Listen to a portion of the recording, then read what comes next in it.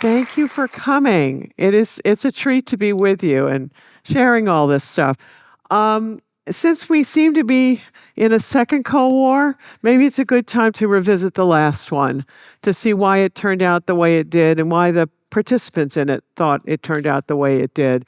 So I'm going to pose the question, why Russia lost the Cold War, and people have loads of different answers to that question. So this is going to be a tour of the counter-arguments. I'm going to start with an answer that many Americans have, very simple one that's like, Ronald Reagan single-handedly defeated the Soviet Union. So that's one possible answer.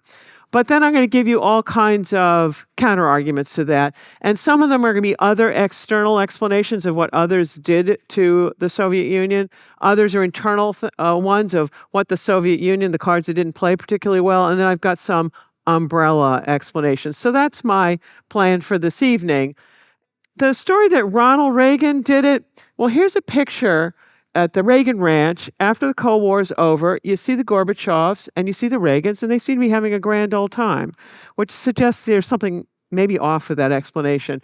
But anyway, the way the Ronald Reagan did at school is Ronald Reagan did a massive military buildup, and that's, some would argue, it bankrupted the Soviet Union. He was a man of words and deeds. He made really good speeches that were memorable. Here's one before Parliament, where he says, the regimes planted by totalitarianism have had more than 30 years to establish their legitimacy, but none, not one regime, has yet been able to risk free elections. Regimes planted by bayonets do not take root. And then here he is before the Brandenburg Gate. This is in Berlin, long a symbol of German greatness, but then it was a locked gate on the Berlin Wall. And here's Ronald Reagan, General Secretary Gorbachev, if you seek peace, if you seek prosperity for the Soviet Union and Eastern Europe, if you seek liberalization, come to this gate. Mr. Gorbachev, open this gate, tear down this wall. And who can forget the evil empire speech, which he gave to the National Association of Evangelicals in Orlando, Florida, and they skipped Disneyland to hear it. All right, Reagan did a very significant military buildup that actually had started under Carter when the Soviets invaded Afghanistan. Big mistake, as we discovered. And he also deployed missiles in Europe. He was busy funding anti-communist insurgencies and also others who didn't like the Soviet Union all over the world, starts doing more aggressive military patrolling. And by the time he's out of office, he's like half a dozen ships short of this 600-ship Navy or whatever it is he was planning to make. And he also was trying to build a missile shield, his strategic defense initiative. And the problem is the Soviets tried to match him on this. And if you add up the GNPs of the United States, NATO allies, and Japan, well, that would be 7 times larger than the Soviet GNP. And you got to be aware of symmetric strategy. So the CIA thought during the Cold War that perhaps Russia was spending up to a 20% part of its GNP on defense. After the Cold War ended, when you're getting more accurate statistics, it turns out it was at least 40 or 50%. And some people say it was up to a truly economy-busting 70% if you take into account all the infrastructure investments that were associated with military things. If you look during the Cold War, the United States was spending less than 8%, Germany less than 6%, Japan less than 2%, and Nazi Germany, which is no piker, 55%. So you look at all this, and it was difficult. So I am going to be quoting lots of Russians today because they have thought deeply about the fate of their country, how life as they knew it disappeared, the Soviet Union gone, the empire gone. They thought a lot about it. And here is a former Soviet ambassador to West Germany, Valentin Falin, and here's his take. Following the American strategy of our exhaustion in the arms race, our crisis in public health and all the things that have to do with standard of living reached a new dimension of crisis. And then if you add to the arms race of the United States, the arms race that was going on with China on that border, the arms race plunged the Soviet economy into a permanent crisis. And here you have Georgy Arbatov, who was the late Soviet Union's finest expert on the United States, or at least his most famous one. He's looking at the Soviet war in Afghanistan, he said, "It is quite clear that the Afghan war was most advantageous for the United States, and we got our Vietnam because the United States is busy funding the other side, and it's costly." And Gorbachev is looking at this as he's telling the Politburo a year after he came into power. He said, "Look, the Americans are betting precisely on the fact that the Soviet Union is scared of this SDI missile, the Strategic Defense Initiatives, missile defense. That's why they're putting pressure on us to exhaust us." Correct. So some would argue that the U.S. victory in the arms race guaranteed victory in the Cold War. It'd be go Ronnie. That's one explanation. But I'm going to give you a tour of the counter-arguments and some other explanations, starting with Presidents Ford, Carter, and the Helsinki Declaration. So after World War II, the Soviets had wanted to convene a conference of European states to confirm its expanded World War II borders. And for a long time, nobody was interested. And then the Western Europeans are sick of all the drama. The United States still doesn't want to show, but we go along with our allies. And our allies insist on including human rights provisions. And we think this is crazy land because we know the Soviets are never going to enforce those things. But you get the Helsinki agreements, accords that have all sorts of human rights provisions. Well, lo and behold, unbeknownst to anybody, dissidents across the Eastern Bloc and human rights activists across the West start holding the communists to account for the agreements that they have signed and start contrasting the liberation that communism promises versus the dictatorship actually delivered. And this human rights movement took on, within the Soviet bloc and abroad, it took on a life of its own. So here you have the former director of the CIA and former head of the Department of Defense, Robert Gates, saying, "The Soviets desperately wanted this big conference, and it laid the foundations for the end of their empire. We resisted it for years, only to discover years later that this conference had yielded benefits beyond our wildest imagination." Go figure. And here is Jimmy Carter with his human rights initiative, and it was Gorbachev's English language translator who said that actually Carter's emphasis on precisely the human rights that were denied to Soviets really resonated, and it made people think that they wanted a more democratic, open, liberal society. So here's Carter giving an address, a graduation address at Notre Dame. He said, "We have reaffirmed America's commitment to human rights as a fundamental tenet of our foreign policy. What draws us Americans together is a belief in human freedom. We want the world to know that our nation stands for more than just financial prosperity. We're bigger than that." And here is Edward Shevardnadze, Gorbachev's foreign minister, echoing some of these sentiments. He said, "Look, the belief that we are a great country is deeply ingrained in me. But great in what? Territory? Population, quantity of arms, people's troubles, the individual's lack of rights? And what do we, who have virtually the highest infant mortality rate in the world, take pride?" It's not easy answering the questions.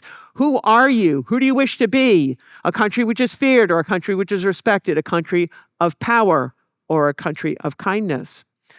And others agreed that communism was essential to the survival of the Soviet Union, but it's an undemocratic ideology that fundamentally it's a foundation that can't endure forever. And that's the take of Vitaly Ignatyenko, who's a Russian journalist. And Oleg Gnievsky, who's a Soviet career diplomat, is saying, look, communist ideology is associated above all with the Soviet Union. Its rejection created a vacuum, and it determined its ultimate fate. And then Boris Yeltsin, who is Gorbachev's successor, said, look, no one wants a new Soviet Union. So some would argue, this counter-argument, that human rights clauses of the Helsinki Accords and Carter's subsequent human rights campaign destroyed communist belief in communism. Okay, another president, another counter-argument. Those who are fans of Richard Nixon would say, no. It was Richard Nixon who played the China card, so the United States and China could gang up on the Soviet Union and overextend it financially to wreck it militarily. I think the Chinese would beg to differ and say, no, no, no, no, it was Mao who played the America card. Because what's going on in 1969, there's a border war between China and the Soviet Union. China's gotten its nuclear bomb in 1964. It no longer has to defer to the Soviet Union and starts playing more tough on their border disagreements. And so the Soviets are really upset. And they come to the United States and ask us whether it would be okay to nuke these people. Because they think Americans don't like the Chinese. Well, we didn't, but we said, no, it's not okay to nuke those people. And so the Chinese figure it out. The one that wants to nuke you is your primary adversary, right? Up until then, you think about it, China and Russia, for them, the United States was the primary adversary. Now they're primary adversaries with each other, freeing up the United States to decide which one it's going to cozy up to. And the United States decides it's going to cozy up to China. Why? Well, Chinese belligerency forces the Soviets, not only, they've already got a big militarized border with Europe, now they're going to do the same thing on a very long border with China. And this is nuclear-armed, mechanized forces, very expensive. Imagine if this country had to have such borders with Canada and Mexico. It would be bankrupting. And we are far richer than the Soviet Union was then, whenever. It was bankrupting. So some would argue that U.S. cooperation with China fatally overextended the Soviet Union.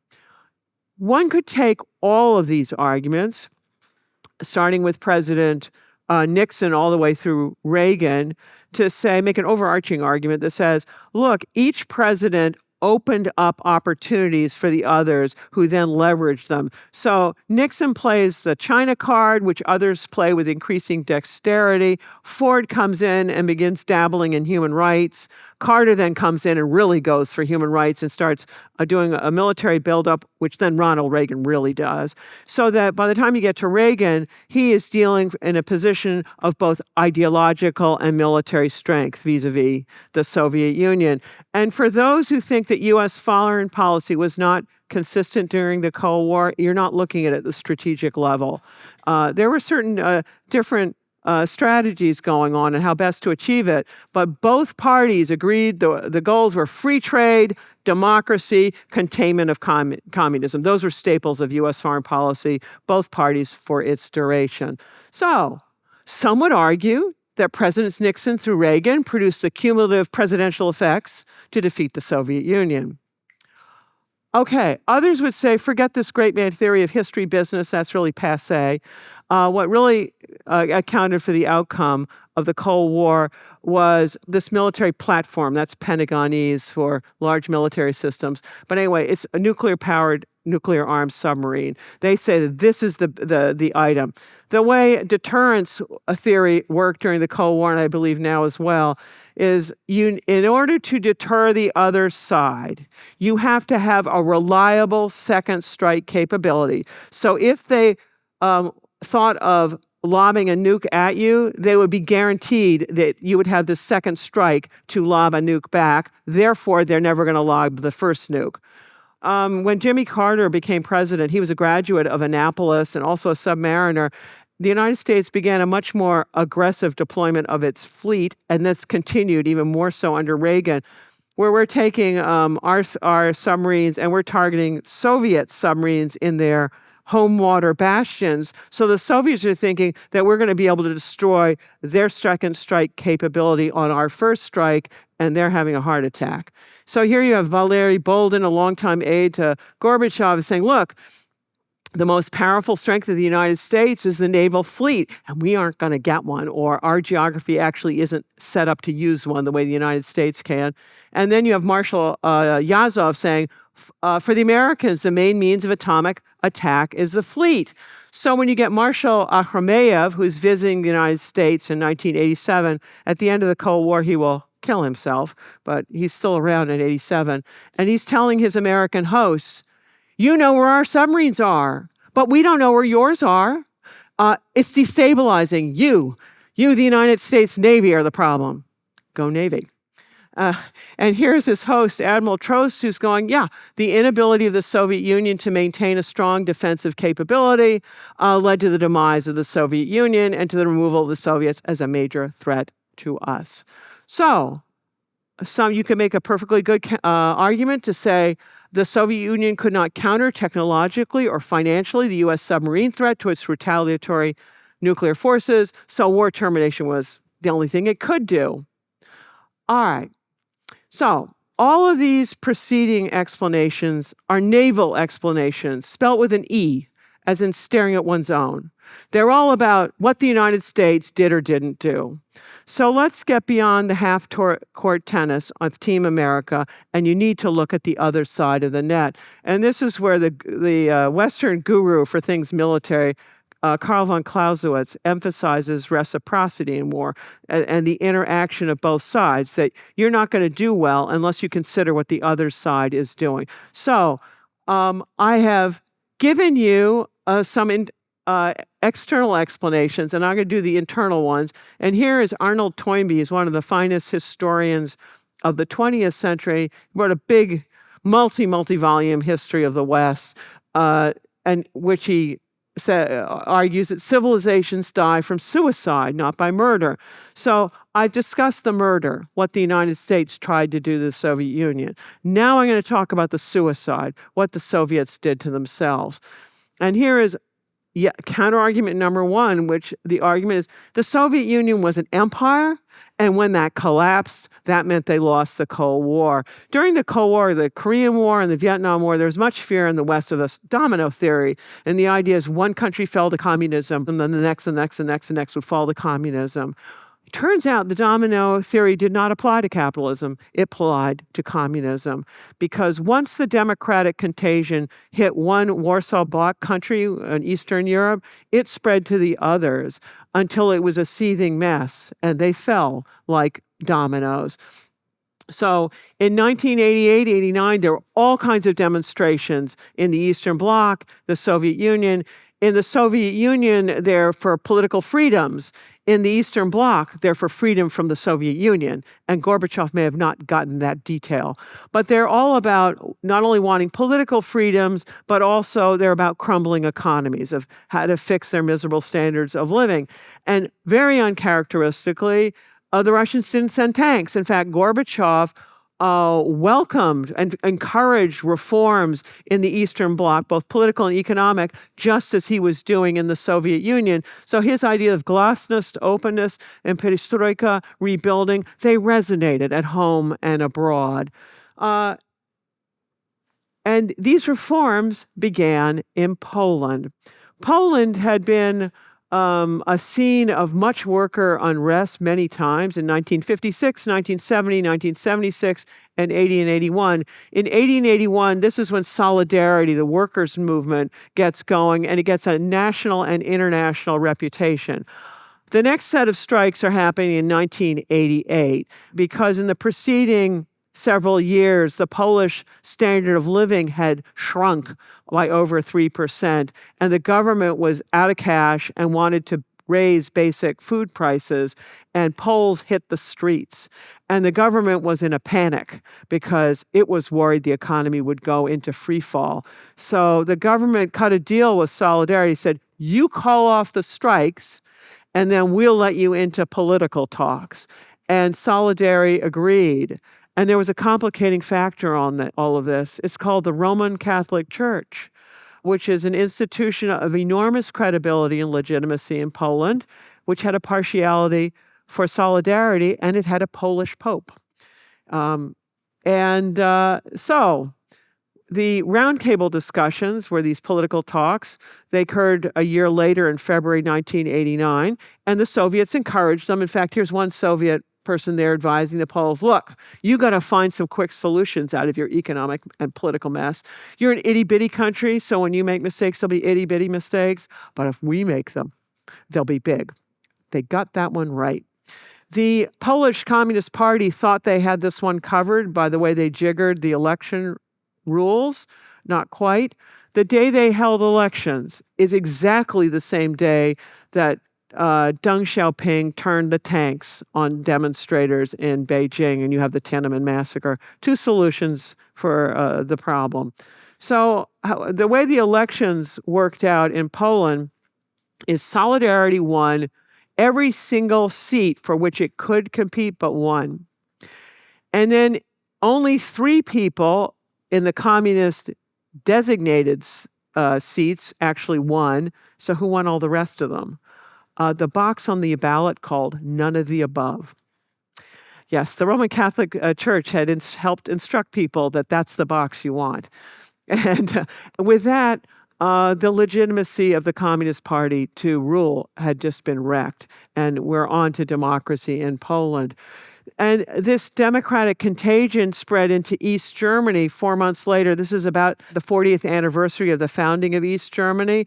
And 70,000 people demonstrate at Leipzig. And within the week, around, like 1.4 million Germans are demonstrating, and over 200 demonstrators. Typically, the East Germans would have sent tanks. That was what they would have done in the past. But would-be tank man Erich Honecker was already out of a job. His ruinous policies of living off debt since he came to power in 1971 had just about wrecked East Germany, so he was out. And then less than 2 weeks later, the Council of Ministers resigns, and then on November 8th, the Politburo resigns, and then on the 9th, whatever's left of that government is issuing new travel regulations, and you might wonder what's travel got to do with it. I'll get there. So, in response to a question at a news conference, this guy, Günter Schabowski, who was one of the remaining communists helping run the show, he gets asked a question, doesn't know the answer, and so he wings it. And the question is, when do these travel regulations go into effect? And he goes, immediately. Well, crowds immediately started gathering at the 6 gates to the Berlin Wall. And at one of them, the border guards decided that discretion was the better part of valor, and they opened the gate. And East Germans poured into West Berlin. And within the first week alone, over half of East Germany's population visited the West. And within the month, 1% of the population emigrated to the West. And like the Polish elections, this opening the gate was a pivotal decision. A pivotal decision, whatever it is, there's no going back to the way it was. And here's good old Günter going, gosh, we hadn't a clue that opening the wall was the beginning of the end of East Germany. Okay, better luck next time. And the Russians were shocked by how unpopular they were. They were thinking they were going to get credit, Gorbachev, for East Europe's liberation rather than blame for Eastern Europe's encirclement. And here you have Yuri Ryzhov, a scientist and parliamentarian, going, all of our former satellites by compulsion cast off from us as fast and as far as possible. And Anatoly Kovalyov, who is a deputy foreign minister, so look, and we had no confidence whatsoever concerning whom the East German army is going to shoot, the demonstrators or us. And the same thing for the Polish and Hungarian armies. Great. With allies like this, who needs enemies? The allies got to cover it. So under this argument, unrest in the empire forced the Soviet Union to forfeit the Cold War. Okay, I got another counter argument. It says nonsense. The real problem was the satellites were unhealthy. That's why the whole thing fell apart. So this map is 1960, and you see all those tempting green places? They're about to become independent, and they are really sick of their Western European colonizers. Entered the Soviet Union with a program to put the West out of business. There were many takers. Okay, fast forward to the late 1980s. Soviet Union is on a roll. Small hitch. In the late 1970s, there was a big recession, and it continued into the 80s, and it tanked commodity prices. So for some of the newfound pals like Angola, South Yemen, Ethiopia, Nicaragua, it wrecked their export earnings because they're exporting commodities, and these commodity prices are down. In many cases, it halved them. The Soviet Union was really dependent on oil exports, still is. Oil prices tanked. And oil accounted for up to 55% of the Soviet budget. So here, Brezhnev has got a deep bench of non-performing pals at a time when he doesn't have the money to support all of them. And worse yet, from the Soviet point of view, so it's dumped all this money in these third world friends. Meanwhile, it's got its own nationalities who are deeply unhappy, and they want out of the empire. And most problematically, they all revolt at exactly the same time. And one of the rules for Continental Empire is no two-front wars. Well, Russia has so many fronts at this point, it can't even keep count. And the unrest in the internal empire of nationalities started as soon as Gorbachev got in. There were student movements in Kazakhstan and Yakutia, opposite ends of things. By the time you get to 1990, I don't know, there are like 76 seething ethnic rebellions in different parts of this. There was too much to go on, for the Soviet government to handle. So you could argue that the Soviet Union bankrupted itself on the third world while ignoring its own internal third world of nationalities whose simultaneous revolts brought down the Soviet Union. I've experimented with different video models to help me animate some of my essays. But the thing is, my team and I are very opinionated about what we want the end product to look like. And so for a video model to be useful to us, it needs to be able to follow our instructions for exactly what kind of shot and framing and lighting we want. But all these labels, which would make it clear how to map from a specific style to a generated video, don't exist by default in the pre-training distribution. So when one of Labelbox's customers wanted to improve their video generation model, Labelbox pulled together a team of expert cinematographers and editors and directors and had them annotate clips with concise technical descriptions so that the model would have context on things like dolly shots and Rembrandt lighting. As you can see, unlocking broad economic value from these models requires not just coders and STEM PhDs, but people with taste and context in all kinds of different domains. Labelbox can get you experts in all of the above and more. So whatever skill you're looking to give your models, there's a good chance that Labelbox can help you. Reach out at labelbox.com/Dwarkesh. I got a completely different argument for you. If you don't like all of those, I got another one for you. It's the economy's stupid, right? That line. One could argue that communism failed as an economic system.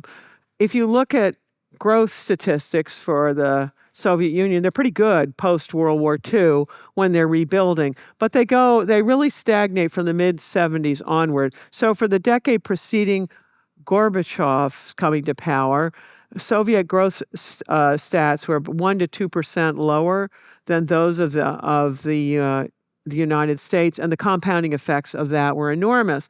What's going on? Everyone's lying to each other. So the data that Soviets are using is garbage. So if you're working for a subunit of an enterprise, you have to lie about the inventories you have, saying you have less than you do.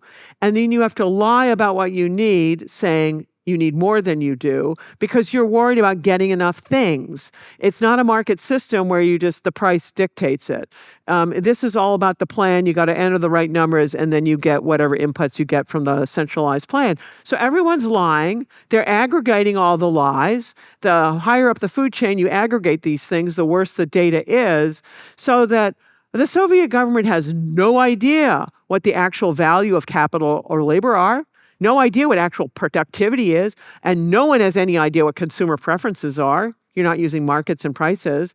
So that the misallocation of capital and labor goes unnoticed until it metastasizes. It's already metastasized into a catastrophe. And to give you a sense of these misallocations, the Soviet Union was rotting from 20 to 40% of its crops.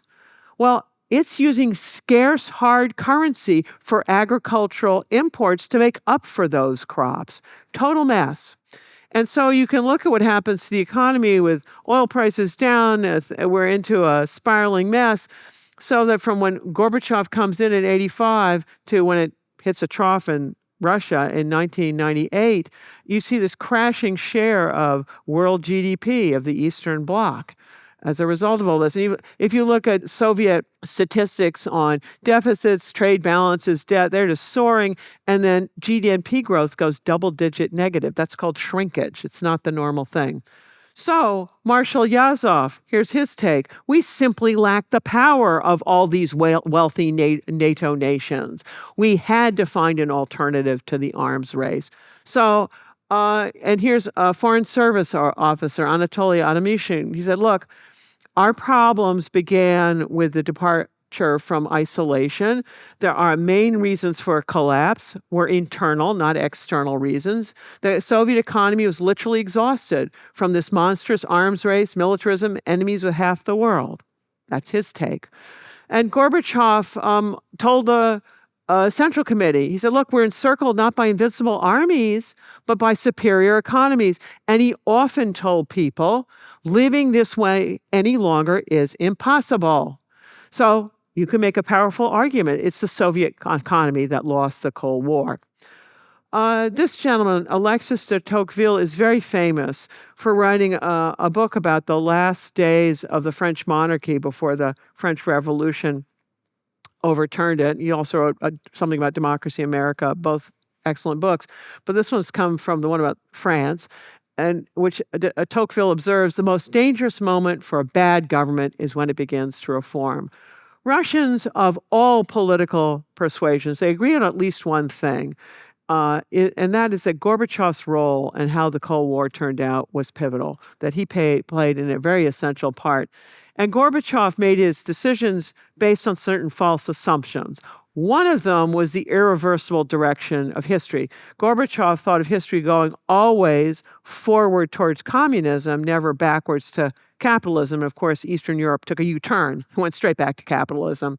And here is Leonid Shebarshin, who is a senior person in the KGB, their intelligence office. He said, the thought never occurred to the government that it's possible to withdraw from socialism. And if you think about both communist theory and how imperialism works in practice, usually the mother country is more developed than whatever all the colonies are, right? Well, the Soviet Union was an inverted empire. People in Eastern Europe as a group were more well-educated and they were richer than Russians. It was like a donut empire. So that when the empire went to Eastern Europe, Russians could no longer siphon off the wealth of these serf populations in Eastern Europe, which explains why they wanted to leave. It also suggests why Putin wants them back.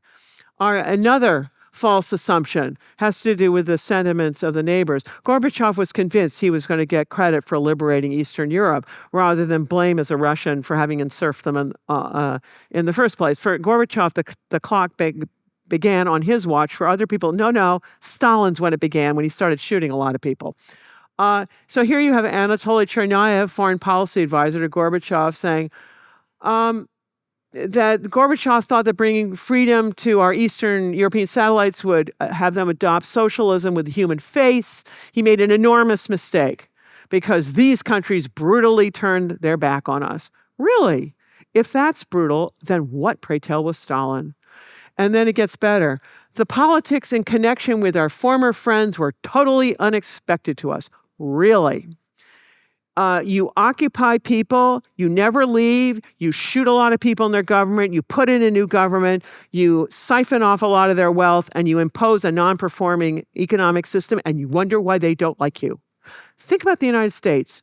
Intervenes all around the world in other people's troubles, dumps billions in economic aid, and even leaves, and people don't like us. I don't know why the Russians think they're so special. Another false assumption. Gorbachev believed that if the Warsaw Pact disappeared, the military alliance of the Eastern Bloc, if that disappeared, then NATO would disappear. And that if the 𝐶𝐏𝐈𝐒𝐄, which is their trading organization, if that goes away, then it's the European community in those days. It becomes the European Union later. Anyway, that would disappear. Not quite, because it turns out that organizations that are coercive versus those that are voluntary, they dissolve for different reasons. And then Gorbachev also assumed that the United States would share a continental outlook of not wanting strong powers, and that the United States therefore would not want a unified Germany, let alone a strong unified Germany.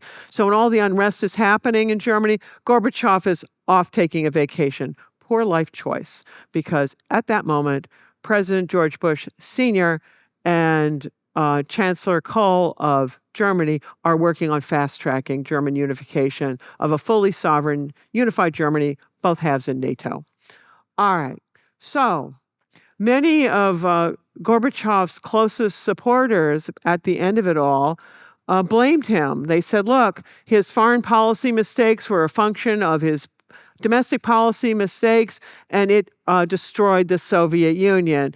And back to this America expert, Vladimir Lukin, Gorbachev was no Deng Xiaoping. Okay.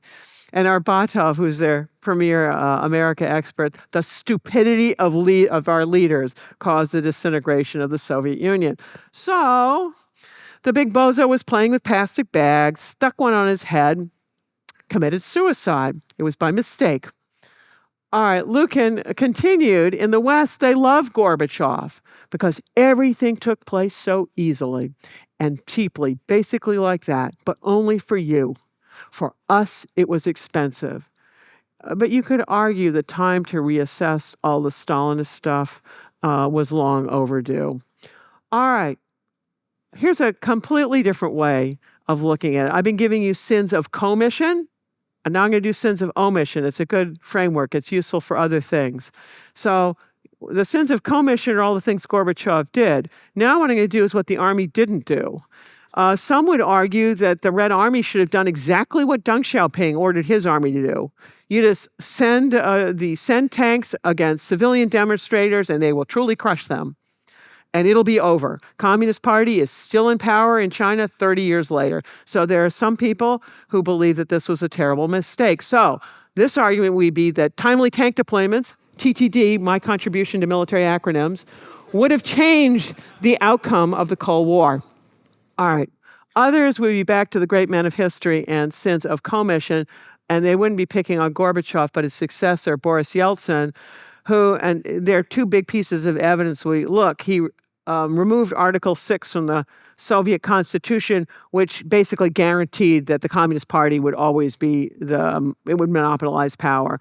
And then in addition, the following years, so Yeltsin's the head of Russia, he gets together with the heads of Ukraine and Belarus, and they signed the 𝐒𝐏𝐍𝐒𝐈𝐿 Accords, which then formally dissolved the Soviet Union. So according to this way of thinking, it's his fault. It's suicide on purpose. And what it does is it opens the door for multiple parties and for the nationalities within the Soviet Empire to become independent. All right. So I've given you internal explanations. I've given you external explanations. Now I'm going to give you some umbrella explanations. And they're based on all the preceding evidence. And they come to opposite conclusions. The first one was, well, any of the above, it's inevitable. And the opposite conclusion from the same evidence is, no, it took all of the above. The West barely won. So I'm going to start with any of the above. You could argue with this many serious problems, it was a matter of time before the Soviet Union collapsed. And it was an objectionable system for precisely the reasons the West didn't like it. It had a brutally inefficient economic system. And Russians who invented the thing at the end of the day didn't want it either. So by this way of looking at it, you have people like Yuri Ryzhkov, a genuine rocket scientist, who says, look, the main reason for the collapse of the Soviet Union is the rottenness of its system. And then here's a journalist, Timura Stepanov, who said, look, I think from the beginning, the genes of disintegration were contained in the genetics of this governmental political formation. Don't you love the products of the Soviet educational system? Don't ever use wording like that. All right, so you could argue that the Soviet Union was destined to fail with this many problems. Others would come to the opposite conclusion. They would say, no, it took every single one of them for the Cold War to end on Western terms. And here's back to Anatoly Kovalyov, the deputy foreign minister. He said, look, All these factors merge. Internal, ideological, economic, military. It's all of them. You remove any one of them and you get a different outcome. Maybe the Cold War ends, but it might end completely differently. So by this line of reasoning, the best barely won should feel very fortunate that it did. One can take this last argument and say it was more than that. It also took the confluence in office of two very talented leaders, Helmut Kohl of Germany and George Bush Sr. of the United States. Not the son who got into those forever wars, but the dad who didn't. George Bush Sr. had one of the most amazing resumes of any president ever to any person become president of the United States. Just look at him. When he's really young, he's a war hero in World War II. He's a Navy pilot. Dangerous thing to do. He did it. And then he comes back and he gets his BA at Yale and graduates with honors. And then he becomes a representative for this a district in Texas after he's already made himself a millionaire by the oil business that he started. And then he becomes ambassador to the UN, followed by U.S. representative to the PRC. It's before we had formal diplomatic relations. So he's the guy who's setting that off. Becomes director of the CIA, and then he is Ronald Reagan's understudy for 8 years as vice president. He is incredibly fit for the job. And Helmut Kohl is equally fit for the job. He is the longest-serving chancellor in German history since his illustrious predecessor, Otto von Bismarck. He starts out getting a PhD in history and political science. He also starts out in business, but then he works for state government, initially as a representative, then as a governor. And he becomes chairman of his political party, the Christian Democratic Union, for a quarter of a century. Once he gets in, he decides he's going to buy up East Germany one tourist at a time. How does that work? East Germans turned out really like to travel. West Germans had always been able to travel to East Germany, or they long had been able to travel to East Germany, but East Germans definitely could not easily travel to West Germany. Why? Because they have a habit of staying. But all of a sudden, East Germany eases up on the travel regulations, and you might ask why? And the answer would be money. Just like the Poles, the East Germans were deep in an economic mess of their own making. Would-be tank man Erich Honecker, who got the boot at the very end, well, his staying in power paradigm that he implements in 1971 is going to be, he's really going to live off debt. He needs to make certain social benefits available and consumer benefits available for labor stability, not having labor unrest. And the way he's going to do that is he's not going to do many domestic investments, and he's going to do a lot of borrowing, particularly from West Germany. Well, that's unsustainable long term. So by the time you get to the end of the Cold War, if he's going to fix that and even out the accounts, it would be a 30% decline in East German standard of living. So he really needs the pocket change from the tourists. So what Kohl does is a brisk business of tourists and things. What he does, in return for the easing of travel restrictions, he pays East Germany several hundred million Deutschmarks extra to allow that to happen. And then he gets the Hungarians to go along. He gets the Hungarians to open up their Austrian border to let East Germans out that way. And he gives them 500 million Deutschmarks for that little favor. And then when Kohl introduces his 10-point unification program, because now he's thinking he's going to get both Germanys together, this is when he starts doling out big bucks to the Soviet Union, whose economy is unraveling. And Gorbachev is going to be desperate for this cash as that's happening. So West Germany provides 100 million in food, especially in meat, for the Soviet Union that doesn't have these things. Nevertheless, the unrest just keeps on going. The Berlin Wall, as I've told you, is breached, and then you wind up with a West German caretaker government, and the financial situation in Russia itself is unraveling. And by the time you get to January 1990, Bush and Kohl get together, and they've decided they want to really fast-track German reunification. Why? Because they got to get it done before this unraveling crisis that Gorbachev falls from power as a result of it. So they have got a game going, the two of them. And it's complicated. And here's why. Gorbachev was dead against Germany, a united Germany in NATO. He's not keen about really a united Germany, let alone one in NATO. The U.S. State Department experts, the guys who know everything, are saying, no, you want to go slow on this unification business.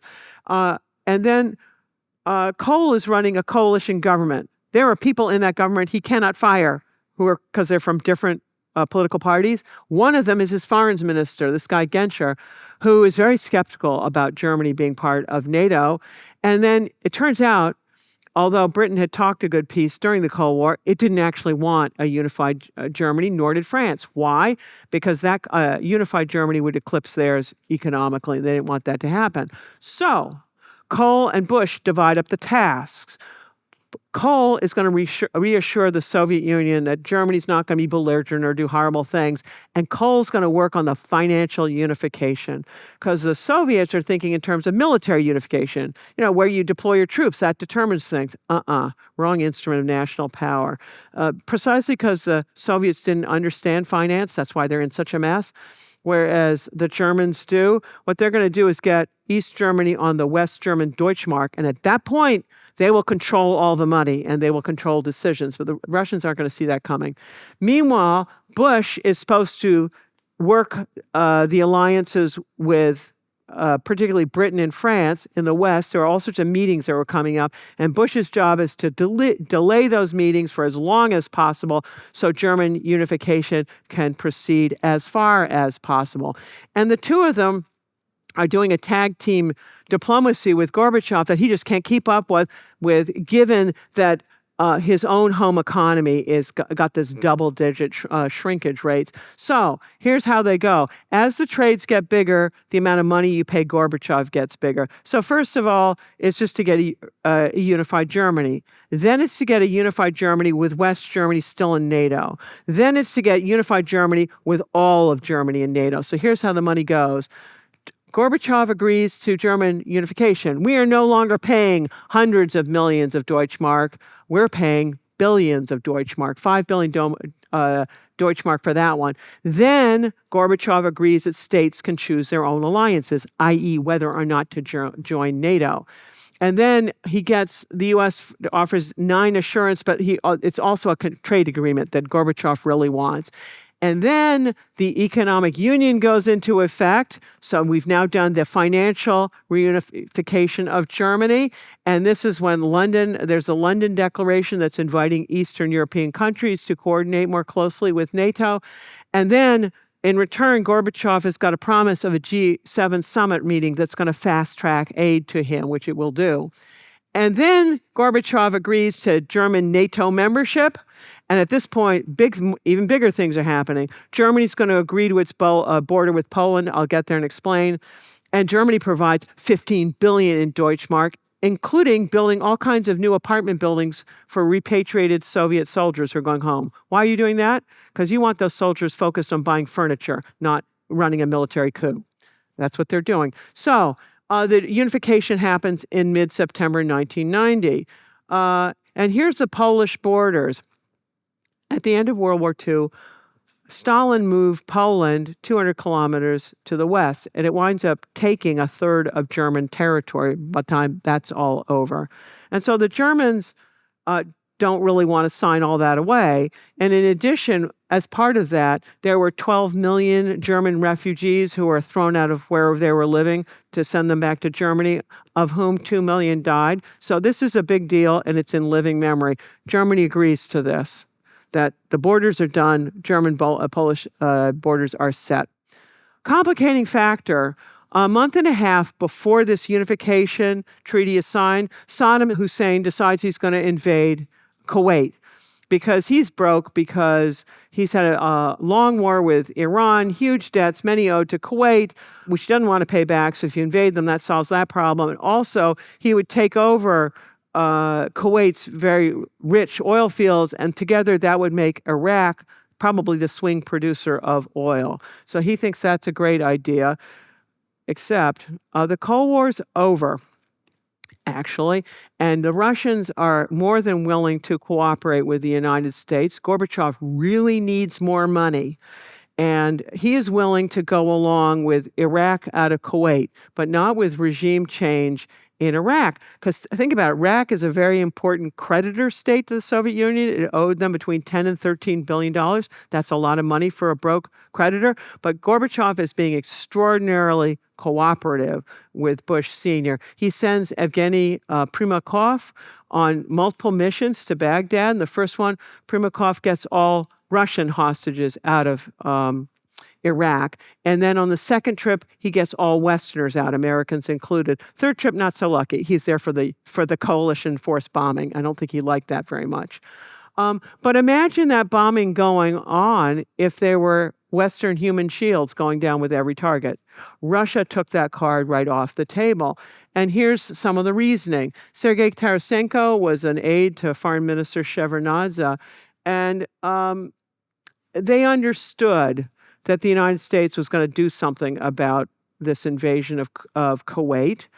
And so the Russians thought it'll be better if we force all of this to go through the UN, where Russia has a veto power. And he said, look, there was a division of roles. It extends to China, the help that Russia provided. When the Americans asked us to work with the Chinese, we told the Chinese, think about it.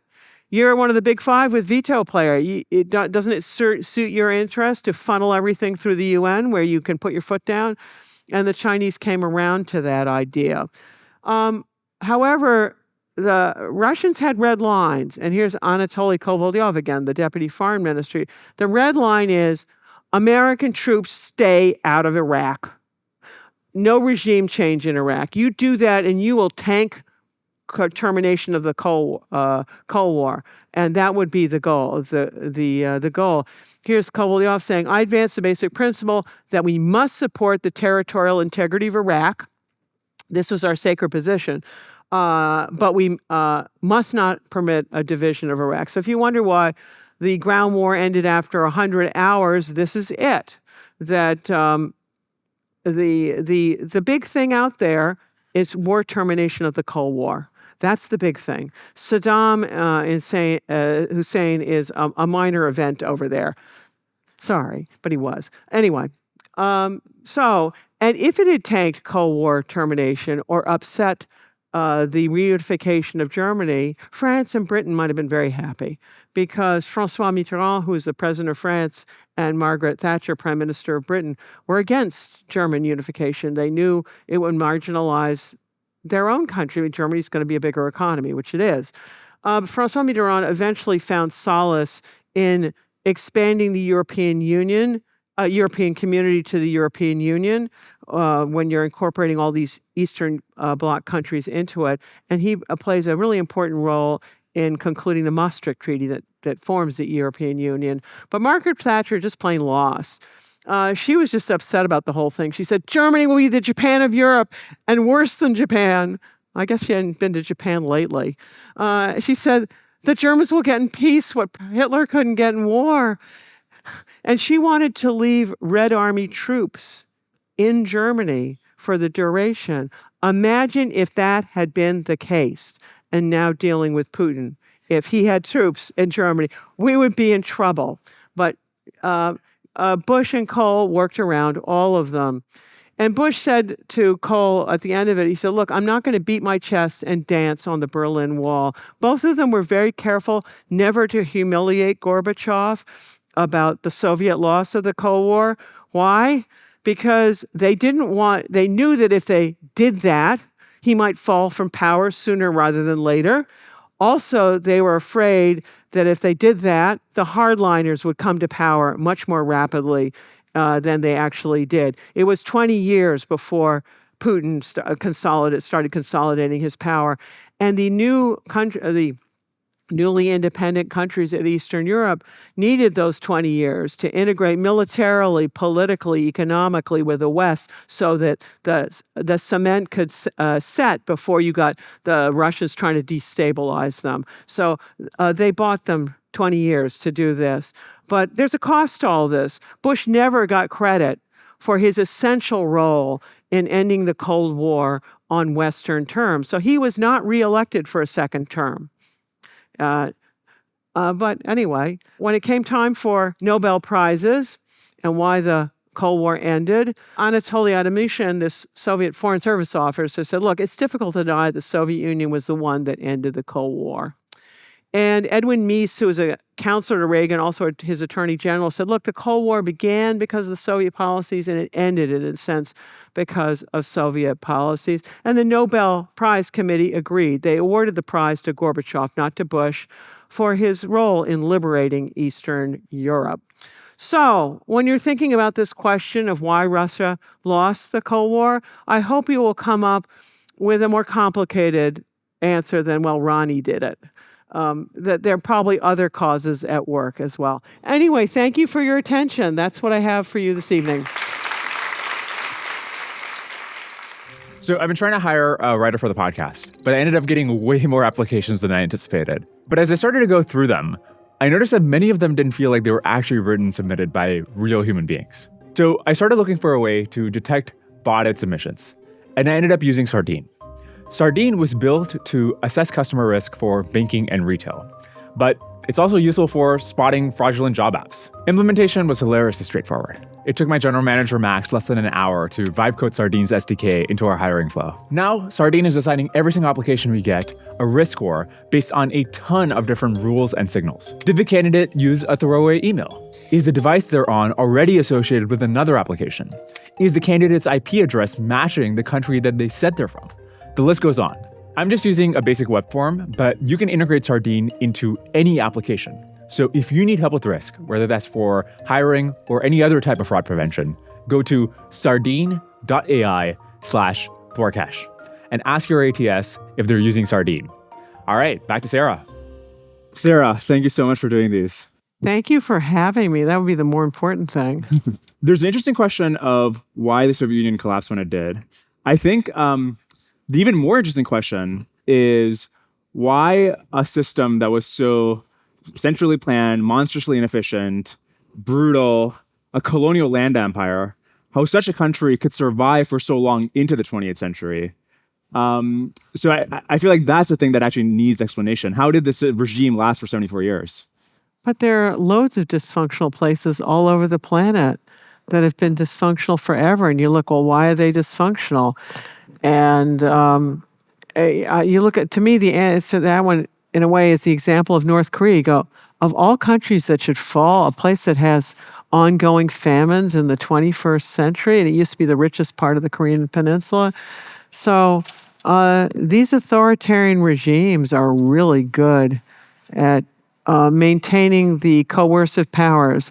But think about it. In order to educate someone, it takes years as a parent to bring up a little person, and then you get them educated, and maybe they're an A-list politician. It takes seconds to assassinate them. It's the asymmetry between construction and destruction. Destruction is so easy that these guys are dictators tend to be dictatorships are all over the world. It's a sad part of the human condition. They clearly know what they're up to. In the case of the Soviet Union, there were multiple intelligence organizations. That's what Stalin was using to keep track on everyone. So you want to monopolize information so that you know more information than other people. And then they have a whole bunch of people who are the winners of nomenclatura, are the elites there. You make sure you pay all them off. And I mean, think about it. Human societies, slaves, serfs. I mean, we humans have been doing these things to each other for a long time. So dictatorships can certainly sustain themselves for a long time, but the Soviet Union was special in that by the 60s and 70s, they have a GNP that's 60% of America's, this incredibly dynamic economy. In the 40s and 50s, they have much higher growth rates, so much so that prominent economists like Paul Samuelson are saying that by the 90s, based on what they're seeing at the time, the Soviet Union will have a bigger economy than America. And this is just quite surprising that they would have such high growth rates. If you just think about how central planning works, people are going to tell you how much steel you can make and which company gets to use the cotton fabric and cement and et cetera. And you have hundreds of millions of people living under this system. And it's just actually quite shocking that they actually had notable growth rates after World War II for decades on end. Well, first of all, It's a war economy, essentially. You're putting all your money, so you have a big military, and Russians define greatness. This is part of it, of being a big power, and it's military power with territory. So, and most countries in wartime have, they mobilize for the military, right? This country did it in World War II. All kinds of rationing, right? We're not using market prices. You're setting different prices, giving people ration cards and things. The thing is about the Soviets is they kept it forever. They never got rid of it. So that's one piece. Another problem with the Soviet Union is all of the data. So I don't know what data you've seen, and I know the data I've seen is it's hard to know because the ruble's a non-convertible currency, and a lot of things they measure in weight and other things. Like they're the greatest TV producer in the world, they said. Why? Because they made the heaviest TVs in the world. Right? I'm serious. When I was there, this was it. And they would spontaneously combust, which is not the normal thing a TV should do for you, burn down the apartment building.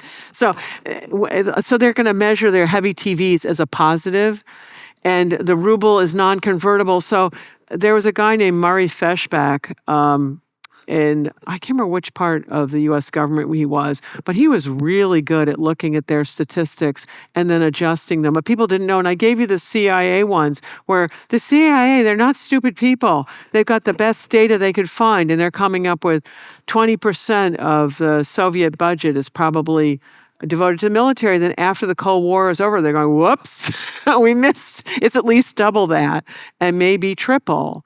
So it's really hard to know, even with the statistics you're getting. Certainly what Paul Samuelson had wouldn't be accurate. Mm-hmm. It's just a guess.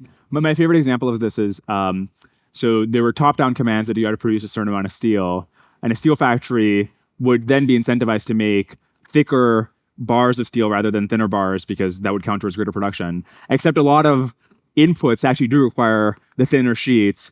So then the other factories have to thin down the steel, but that also counts towards GDP. So producing the inefficient steel and then cutting it down to size is both being double counted towards GDP. Oh, and just the whole waste of it. You're like the heavy TVs, they probably have 4 times the inputs that they need to make them that would be good for other things.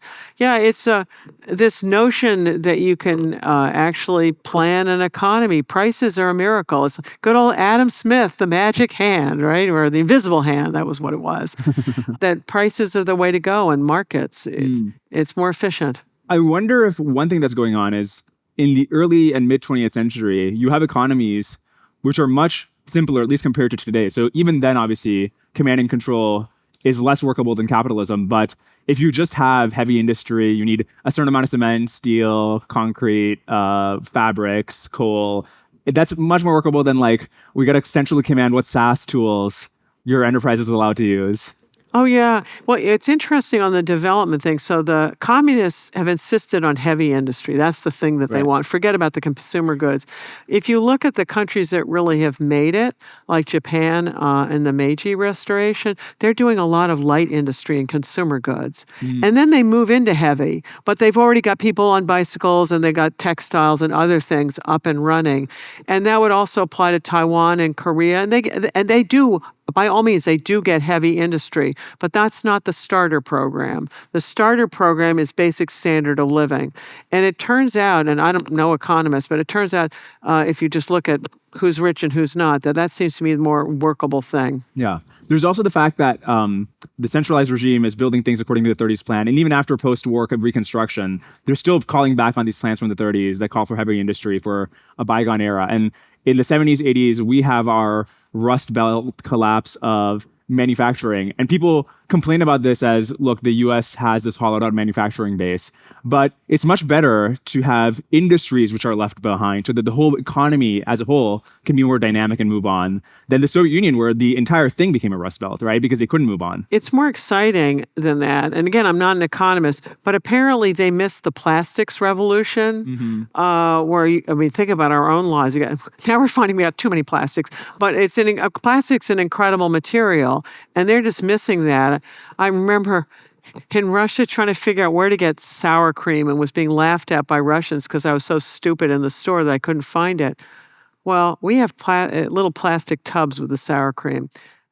Back in the late 80s when I was there, you had to bring your glass jar with you so you could hand it over the counter so someone could take a filthy ladle and fill up your jar. I mean, this is part of not having plastics. And then they totally missed the computer revolution. And that is, this plays into Ronald Reagan winning the military race, is we're putting these chips and things into our ballistic missiles, and they can't do that. And that's a problem. Speaking of plastics, I didn't realize before preparing for this lecture the overwhelming role that oil played in first explaining why the Soviet Union was able to sustain itself for so long and then why it collapsed. So by the late 50s, Soviet growth rates are already starting to go down, especially compared to the post-war boom that America's experiencing. And in 59, they discovered these massive oil fields in Siberia. And then from 73 to 85, I think, 80% of Soviet Union's hard currency earnings are just from oil. And they use this because central planning can't produce even grain, let alone advanced technology. They use this to import a bunch of stuff to sustain the Red Army, to sustain the population, to subsidize Eastern Europe. And then, of course, prices collapsed in 1985. Do you think that if the Siberian reserves aren't found in the late 50s, that it's possible that the Soviet Union would have collapsed 30 years prior? I don't know, but they would have had, they wouldn't have been able to do all the Africa program and things. It just would be too expensive. So certainly it would have been a reduced thing. It is also the gas reserves they got up. It's sort of like north central Soviet Union. I can't remember the places, but this is the gas that used to get pumped to Europe because that's the better place. And they make those big investments, and it takes a while for them to pay off. And that was a big deal because they needed help from Western oil companies or whatever, whoever does the gas pipelines, compressors, whatever it is you need. And there was a big to-do about that, about whether we should sell the stuff or whether we shouldn't sell the stuff. The Europeans wanted to sell. We were trying not to. This is going under Reagan as well. But anyway, they had built a lot of it, and it was essential to their pocket change. But then when they got all the pocket change, they never saved any of it. They just, whatever the oil wealth was, they spent up to the max. Doesn't it sound familiar? Right? Governments, you have money, you spend it, forget about rainy days. So after the Soviet Union collapses, there was a period when Putin was still winning somewhat free elections and then so if you look at the why Russia's economy recovers and why Putin is so popular in the 2000s, from 2000 to 2008, oil goes from $10 a barrel to $140 a barrel. And so this goes to your point about we give credit or blame to political leaders for often what are just long-run macro trends. Well, what I didn't cover is when the Soviet Union collapses, Soviet living standards, just Russian living standards implode, and it's a mess for 20 years. It is just unbelievably difficult. Oh, and another piece of the brilliant Soviet management, in order to maintain control over the empire, instead of building things all in a place, you'd build some plane parts here, some plane parts there, some plane parts all over the empire. So when the empire goes, great, I've got a quarter of a plane, and then, where do I get the other parts? So all of that fell apart. So when Putin suddenly has a lot of money, and then he starts spending it on people, because initially there's plenty of money, Russian standard of living do go up. And so of course they like him, and they give him credit for all of that. But then that runs its course, right? And then it's less good, and then he's more excited about, it's his mindset anyway. When you get more money, you want to get the empire back. And then Russians also like that, right? Speaking of the empire, the Russia's economy just has this terrible period after the collapse of the Soviet Union.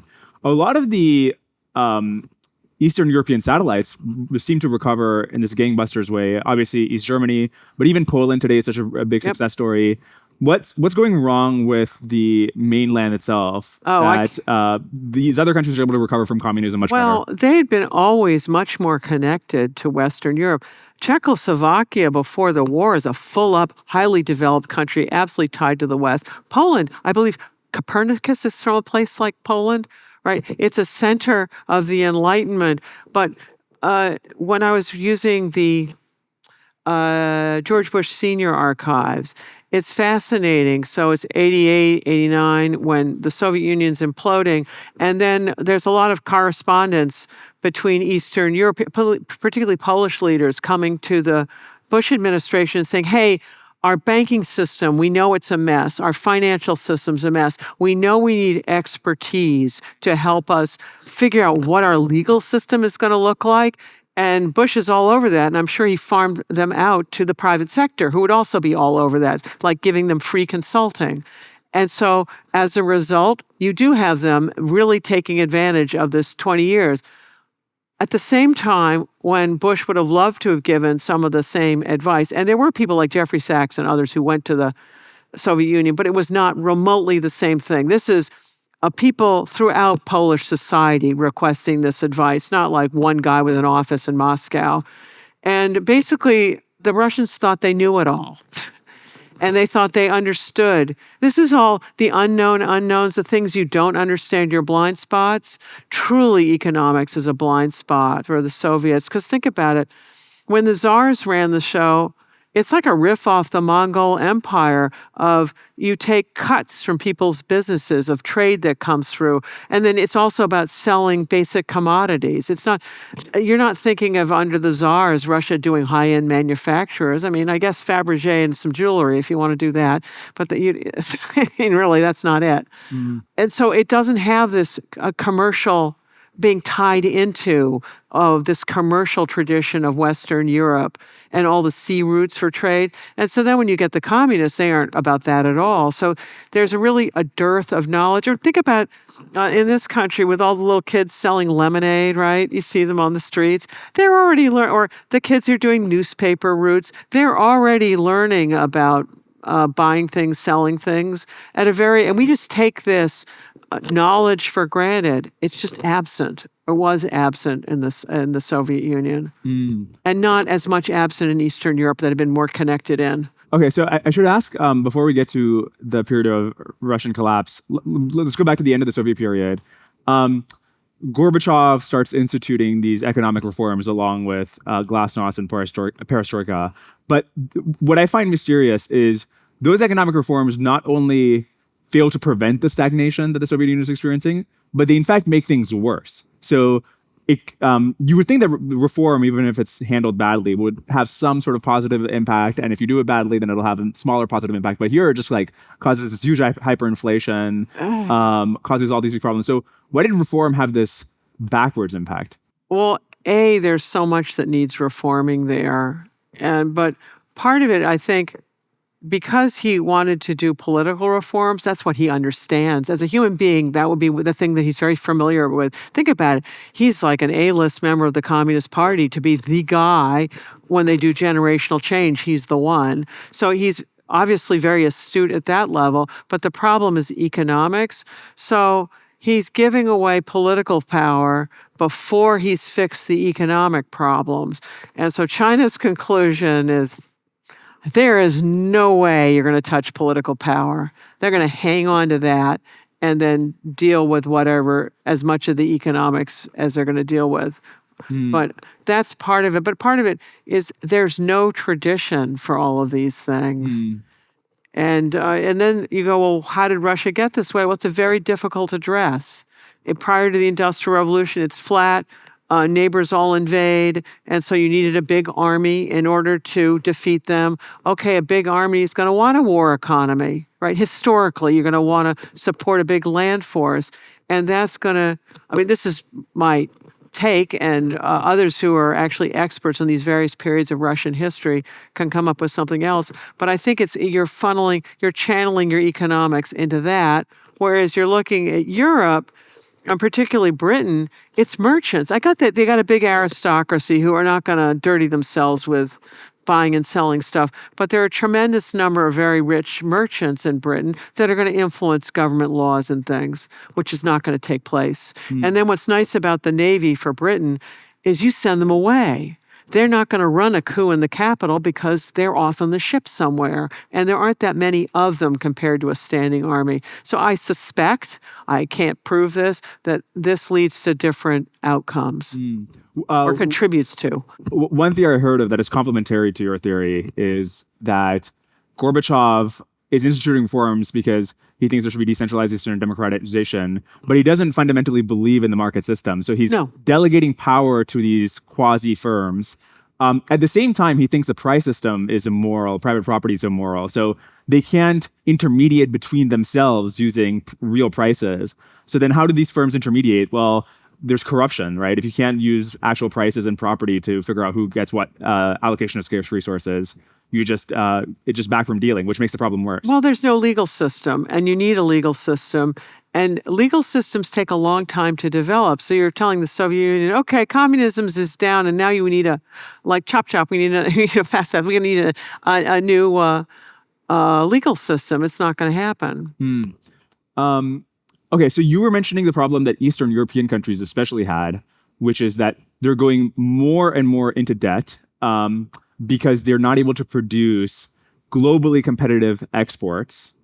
And in order to, so they have this like last ditch effort that we're gonna solve our problems with some technological miracle. We need to get even more over leverage. We'll get some Western machinery or technology, and then we'll be able to finally produce something that the world wants. I'm curious up to what point this was a plausible hope. You know, through the 80s and even till the end of the 80s, they still believed that, you know, Czechoslovakia or East Germany or something could catch up with West Europe. They're desperate, right? Think about it. If you're a communist leader, how many other cards are there to play? You're looking, okay, this is the only card I got. And they're doing other things because of the social unrest. They want to import food and consumer products because they've been so neglected these things. So, and then there's another piece, which is VCRs, you know, the videos. All of a sudden, those things came around. I remember so we're in Soviet Union, the academic year of 1988-89, and had one of my classmates had been an English language tutor of this person in Moscow and set me up because that was the only way to get a good meal once a week. I would do, for a meal, I would talk English for an hour. And what that family wanted more than anything else was a VCR player. And they had a diplomatic, you could have hard currency and buy at the diplomatic whatever it was. So I basically got them a VCR by going to the diplomatic thing with my very limited foreign currency, bought an overpriced VCR for them, and they got all kinds of meals for the rest of the year. But it meant that they could all of a sudden get Western movies. And there are things like in movies where, like there'll be a picture of, I don't know, a fugitive running by, I don't know, the fruit section of the Berkeley Bowl. And the Russians would be, you know, it's unbelievable. I think that Raisa Gorbachev's wife, when she came and visited, she must have realized that a welfare mother on food stamps had better buying power than she did by just being able to have access to Walmart. Right. Yeah. I think the elites, as they're traveling, I have no statistical data on this, but as you travel, it's like I'm comparing me getting sour cream in a jar. And, that was the other thing. Counting up all the things in a Soviet supermarket. And the total was something like 77 items total in this supermarket. I don't think that compares favorably to a candy rack as you leave, I don't know, a 7-Eleven, right? And when you went by the meat section, the smell just about knocked you out of rotten meat. It was really disgusting. Yeah, I got really good at making borscht, go to the peasant market, pay hard currency for bones, because couldn't afford any meat, but I could afford the bones. And then would buy, the Russians produce really good sugar beets, got beets, and then you're starting to get rotten apples over the winter, but they at least come from Hungary. Russians don't even produce apples in those days, but Hungarians did. And the Romanians provided the canned tomatoes, and I could do a credible borscht. But you're talking about, this is Moscow, the center of everything. and we're dealing. Oh, I remember buying potatoes at the market, and the rotten spots felt gelatinous. So you'd have to cut those out, and then you're wondering how many nutrients are in the rest of that potato. It was a really gross year. And then, I remember going to the candy store, and I'm just not. I would buy caramel from Poland or somewhere. It was like a food item because it was actually edible. At this point, I bet you were wondering why you didn't write a biography of Napoleon, and so you could just visit Paris instead. Yeah, well, my brother's comment is, "You're studying Russia and China, two countries in the breakdown lane." By the way, the point about the grocery stores having 74 items, it's interesting in two ways. One, central control works much better if you have a much smaller amount of items to optimize over. So if things are standardized, it can work much better. And second, to your point about GDP being hard to compare between the Soviets and the United States, how do you compare a rotten tomato or a rotten potato to the Idaho ones that you can get at they would have H-E-B compared here? it by pound. Exactly, right? Yeah. Oh, so you said you were there in 88 and 89. Yeah. So this is before the Berlin Wall has fallen. I was watching Tiananmen fall, the Tiananmen demonstrations on Soviet TV, and the only reason you got that TV coverage is because Gorbachev was in Beijing. So all the press was there. That's why you have the coverage. And they stayed on because the students were demonstrating, and the Chinese closed society weren't aware of the power of television, of, guys, they're going to film you doing all of this stuff, and they will get the film out. Okay, in 88, was the mood, obviously things are going terribly, but did people realize that they're only 2 years away or 3 years away from the complete a dissolution of the Soviet Union? No, well, maybe the end of the Soviet Union, but there was such optimism of thinking we're finally going to be a full-up democratic country. It's going to be wonderful, with no sense of the work schedules that go into a capitalist economy. That to create the wealth in this country, a lot of people are working far more than 40 hours a week, right? And particularly as they're getting started, working enormous hours. And that was not something that was in most people's mind. I mean, sure, the kids who became the ballerinas and the Bolshoi are working long hours to do that. But as an economy as a whole, they didn't understand the source of wealth and had any inkling of all the things that are missing. Not least of which is no one's got the right education. Great, you got Marx memorized. That does you zero good. So around this time is when people are finally learning about what actually happened during the Stalinist period. Oh, yeah. So people are optimistic that, well, we can sort of have a changing of the guard and maybe things will improve. But at the same time, they're learning about how terrible their history actually was. So between these two things, and also, at some point, they must realize through the 90s that things aren't improving. In fact, they're getting worse. Oh, it fell apart. Yeah. So what is the inflection point at which the mood is just I don't know, because I wasn't living there. I was thinking that there would be impending problems as I don't know, Chicken Little American. The sky is falling, right? Americans always think disaster's coming. I sort of fit in that crowd. But I think there was a lot of optimism and exuberance, thinking we have the freedom to really understand our history and what's happening. This is of educated people with college degrees in Moscow and St. Petersburg. Now, what's going on in the rest of the country is undoubtedly a different story, because they had, as bad as living in Moscow was, living in the countryside was going back in time far further. So those people weren't living well at all. Yeah. And it's going to get really bad for them. Okay, so people are learning about these things for the first time. Is the sense that they kind of suspected, I mean, people have family, they must have known. My uncle was he was off in this little mining town that he was forced to go to for a decade right there after World War II. Yeah. But so were they totally shocked, or was there some sense that things were pretty bad and now we're just learning the extent to it? Oh, I think there was an understanding it was terrible, but I think there's this exuberance of thinking it's going to get it's going to get much better. And then the disappointment is equally extreme. And then there was this feeling that, well, the West owes us, because that you're all really rich and you now owe us to fix everything. And the counter argument to that is, no, you are enormous migraine. You set back all of these countries across the globe back in time with this non-functioning communist model that you peddled around there, and now you want extra aid.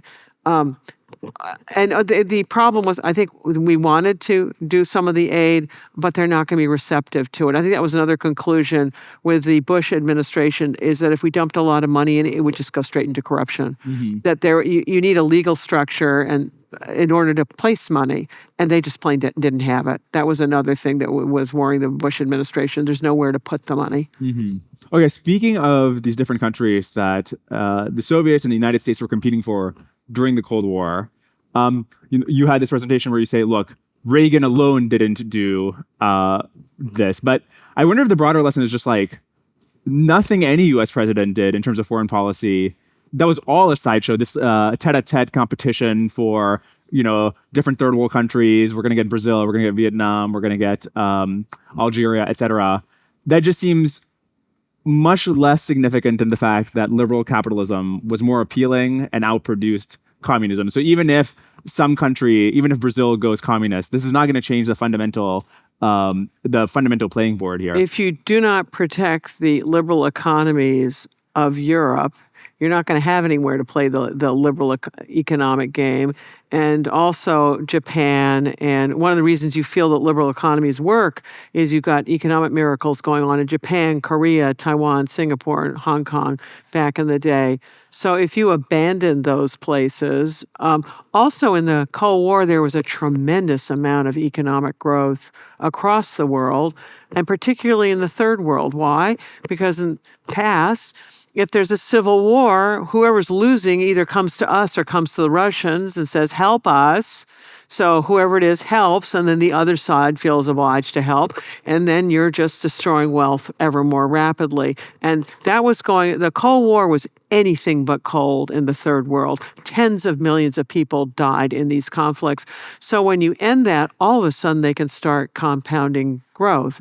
So there's a problem with allowing someone not countering someone who's going to impose communist systems all over the place. And communist systems are really good at putting dictators into power in a civil war situation. It's very effective. That's how Mao gets into power. And the problem is, okay, then they win the civil war, they're in power, they annihilate the opposition, but then it produces compounding poverty thereafter. So there's this conundrum, and I genuinely don't know the answer to this, but in order to beat off these communist factions and guerrillas, we often, through the Cold War, had to support other dictators. And I think probably in many cases they were better than the communist alternative. It's just very hard to beat Pol Pot and Mao in terms of how terrible you can be. But obviously this was, in its own way, problematic. And even if we didn't have to support dictators, we had to alienate you had this previous lecture that you gave on the Indo-Pakistani chapter in history where we had to alienate India in order to fend off against the Soviet Union in this little episode. So I mean, I don't know what the solution to this is. I mean, if you think that this theater mattered less, then you could say, well, we should have just kept our hands clean of these different third world countries. But to your point, well, if you want to be able to show that these countries are going to experience growth under capitalism, then you want them to not be under the subjugation of communists. But then you have to support sometimes objectionable regimes. Well, I think you had a more optimistic generation, ironically optimistic. The people who had survived World War II, there was a real generosity. I mean, American servicemen and women, but when I say servicemen, they were welcomed all over Europe, and they were adored in Europe, right? And they came back. They were a very generous group of people. Others felt generous to them. That's when the GI Bill just passed and saying, okay, you've saved everyone, so therefore we're going to give you college educations, extend home loans to you, not to African Americans. They were excluded from this, which is a problem, but others, white Americans, weren't. And it led to massive economic growth where people who'd never had a college education in their family, they did. And they all of a sudden, instead of having really hard manual labor, this real optimism. And then it extended to foreign countries. This is when this country was tremendously generous to others, and it worked very well for us. And think about the Marshall Plan. It looks really generous, putting all this money into Europe. We made a fortune off of it, as did Europe. If you're smart, you're looking for win-wins of things where you both benefit because that'll incentivize the other side to join in. This is basic strategy. And this is one of the reasons I've got problems with the United States' turn to zero-sum approaches, where I'm going to get everything, you get nothing. And then I look so smart when we do the clickbait on this moment where I get everything and you get nothing. It's much smarter. And then the other piece is that a lot of things don't pay off immediately. So George Bush is not reelected president. He absolutely deserved to be. Because what he did, the payoff was huge, ending the Cold War on Western terms. But it doesn't pay off in time for the next election. I think this is where Americans miss it, is you're looking at what someone does on a given day when the real implications are what's going to happen in a decade. Like on tax policy, if we keep racking up our debt, it may get us out of the corner today, but is it going to really back us into a corner later on? Mm-hmm. And this is where Americans need to think a little harder about long-term implications of things. I thought when you pointed out that it would cost 60 billion Deutsche Marks for West Germany to pay Gorbachev to basically let him, or not let him, but let East Germany join West Germany.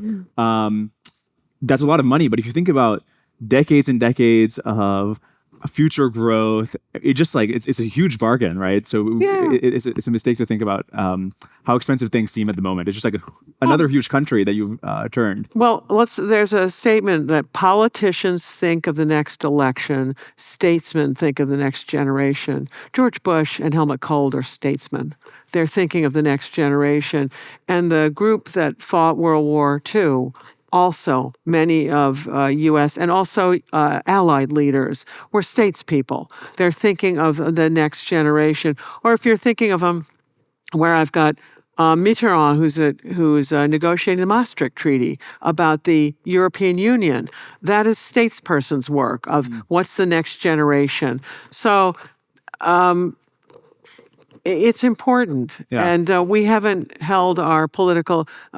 It's been we need more statespeople, for our political leaders. To try out a different thesis on you, through this period, the Soviet Union is also trying to buy off other countries, especially when it thinks its economy can grow, and especially when oil. So after the '73 oil crisis, oil prices just skyrocket and.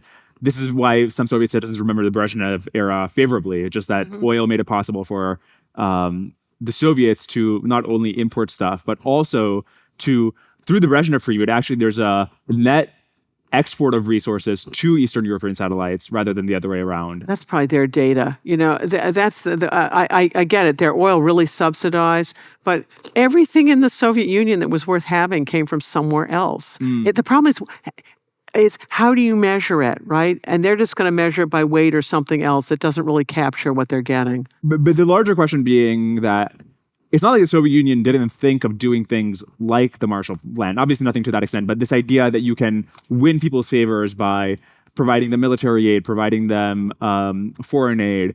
It's just that they didn't have the resources to do it to the extent that the U.S. could. That's true, but there's a real coercive piece. Too, is if you mess with them, it'll be really ugly. Economics is such a big part of the story of why the Soviet Union fell apart that if you don't look at the numbers, you really can't understand this lecture. There's this one slide that Sarah has that shows the yearly budget deficits and declines in GDP that you saw in the late 80s in the Soviet Union. And the numbers show just how massive the oil bust actually was. But you can't tell this just from a glance at a table. So we wanted a way to visualize the data to make the trends super clear when we release the episode. Google's image generation tool, Nano Banana Pro, has been extremely useful for this. In this case, we just took a screenshot of this slide from Sarah and asked Nano Banana to make line graphs from it. And it did it perfectly. Of course, oil wasn't the only reason the Soviet Union fell apart. Another big reason was the Sino-Soviet split. The border between China and Russia is enormous, and it took a massive percentage of the Soviet Union's GDP to defend it. We found this helpful map of the '69 border conflict on Wikipedia, but it's dense and hard to read if it's just on screen for a few seconds. So again, we just had Nano Banana clean it up. And now it's much easier to see the border itself and also where some of the fighting took place. You can try Nano Banana Pro now in the Gemini app. Go to gemini.google.com to get started. All right, back to Sarah. Okay, here's what I don't understand about the arms buildup during the Cold War. So the Soviet Union is spending, I think, 2% of their GDP just on nuclear weapons alone at its peak. And arms control advocates will make this quip, which is that, look, we've already got enough weapons to destroy the world many times over. Why do we need more? But that is sort of an interesting question. What was the point of spending so much of GDP on the marginal nuclear weapon or marginal weapon system? I don't know the answer, but I've read you read the plans about these things and you wonder what people are thinking. Like we were trying to develop tactical nukes. There was only a little trick with that whoever deployed it would be within the blast range of the tactical nuke. And you're going, oh, who develops a weapon like that? Apparently we did. Luckily, we didn't deploy it. I don't know the answer of why we had such massive redundancy in these nuclear weapons, why the arsenals were so massive. And I don't know the story on how you maintain these things and how long they last. And it doesn't make much more sense to me than it does to you. Okay, another question. So Sino-Soviet split, this huge diplomatic coup where the Soviets have to put 1 million soldiers on the Siberian front against China, and they have to spend 2% of GDP just stationing and garrisoning this area, which is obviously a lot. That's often what many countries spend on defense as a whole, let alone just along one front. At the same time, 2% GDP, well, if they just had 1 or 2 more years of extra economic growth or faster growth, that could make up for this huge diplomatic coup. So again, this goes back to the question of, if some domestic policy just caused slightly higher economic growth rates, that would make up for the biggest diplomatic coup of the entire Cold War, which goes back to economy first, diplomacy second. Well, I have real problems with the statistics, and I can only. This is I got a sample size of 1. Moi. So I remember living in Moscow. It was so backwards. It's just breathtakingly backwards in just about every way imaginable. From just, they got a big fancy subway system, looks remarkably retro, and at least it works. But the consumer goods were so awful. The quality was so bad. You look at the buildings themselves. I get it. They make nuclear weapons. Do they make anything else? Their cars were a joke. Their Ladas or whatever they were. It's just thing after thing. And so you're looking at all their stats because that's what they are telling you, that we're so great. And it really is an emperor wears no clothes moment that finally the little kids goes, oh, you're actually naked. Mm-hmm. Or I can give you an example. These acquaintances in Moscow were talking about hospitals outside of Moscow that some of them didn't have running water. How do you have a hospital without running water? I don't even know how that's even conceivable. Or when their kid had put her hand through, I don't know, glass door or something, and they wanted to get her stitched up because she's bleeding, not going to die, but she's probably bleeding all over the place. And they bring her to one place and, they got no thread to do the stitches. So then they have to go to another place. Who runs a country like this? All right, you convinced me. BART is acceptable. I'll stick here. The subway's not a big deal. I don't want to move to Moscow. Okay, so while the Eastern European satellites are trying to leave the Soviet Union, this has happened many times through the 20th century, right? So Hungary in 1956, Czechoslovakia in 1968, Poland through Solidarity. And every previous time, there's a many million person strong Red Army stationed in Eastern Europe left over from World War II, which rolls in the tanks and prevents these revolutions from taking place. So what happens in the late 80s and early 90s that the Red Army is still there. There's still millions of Red Army soldiers. They just don't shoot. Yeah, generational change. The leaders don't have the stomach for it anymore. I don't know how you'd feel about sending tanks and going, oh, we're going to splatter all these people. I think for many Americans, that would not be the choice that they would make. And so this ruthless generation is gone. Another piece is Gorbachev had traveled, and I think he had some Czech friends, and I can't remember all his list of friends, but they'd been horrified by Czechoslovakia in 1968 as young people watching, as Russian young people watching it, and thinking, it's just wrong. We shouldn't be doing this. If communism is what it should be, this is not what should be happening. And so this is of their youth, Gorbachev and it's not just him, he reflects a whole generation of communists. And so they're thinking, there's got to be another way. This is just not right. And so then he thinks he's got his other way. And so it's this exuberance of the reforms and things are happening in Russia. There's a tremendous feeling of energy. And so he's telling the Poles, you get at it too. We're all going to do this thing. But it's all the expertise and things that he's missing, that he's unaware that he's missing, as are all these other people. Because how could they have it? They've been living in a command economy.